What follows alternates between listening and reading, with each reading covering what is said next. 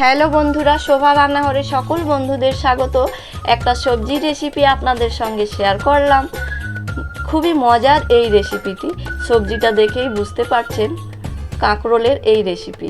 এখানে আমি 400 গ্রাম কাঁকরোল নিয়েছি, যেগুলো দুই ভাগে একটা ছুরির সাহায্যে কেটে নিলাম এবং জল দিয়ে ভালোভাবে ওয়াশ করে নেব। তারপর আমি একটা প্রেসার কুকারের মধ্যে দিয়ে দিলাম কেটে নেওয়া কাঁকরোল এবং সামান্য জল দিয়ে 2টি সিটি দিয়ে সেদ্ধ করে নিলাম।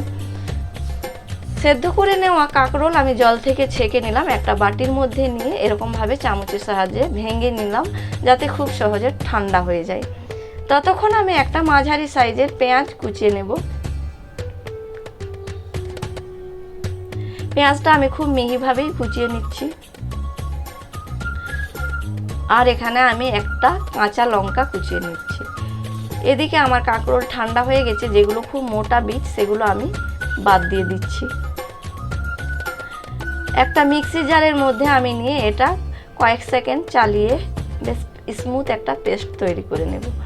এদিকে আমি একটা কড়াই গরম হতে দিয়েছি, এর মধ্যে দিয়ে দিলাম 2 টেবিল চামচ সর্ষের তেল। তেল গরম হয়ে গেলে এর মধ্যে দিয়ে দিলাম কালো জিরে সামান্য গরম হয়ে গেলে এর মধ্যে দিয়ে দিলাম কেটে রাখা পেঁয়াজ এবং লঙ্কা।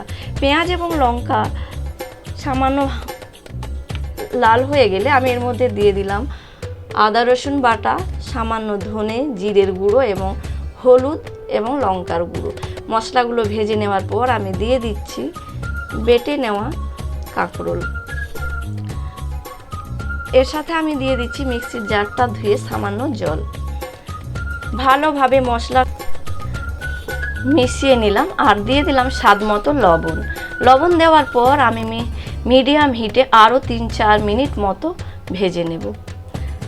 ততক্ষণ ভাজবো যতক্ষণ না পর্যন্ত কড়াইয়ের গা থেকে এই কাঁকরোল ছেড়ে আসে। দেখুন একদম ছেড়ে আসছে, প্রায় হয়ে এসেছে।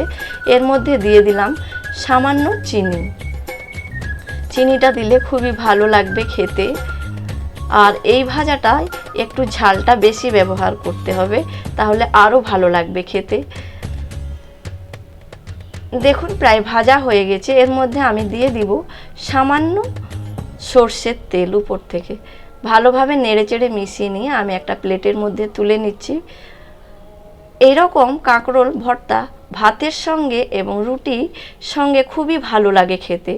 আমার আজকের এই সহজ পদ্ধতির কাঁকরোলের রেসিপি আপনাদের কাছে কেমন লাগলো অবশ্যই জানাতে ভুলবেন না। আর আপনারা বাড়িতে অবশ্যই একবার ট্রাই করে দেখবেন। আজকের মতো এই পর্যন্তই, ভালো থাকবেন।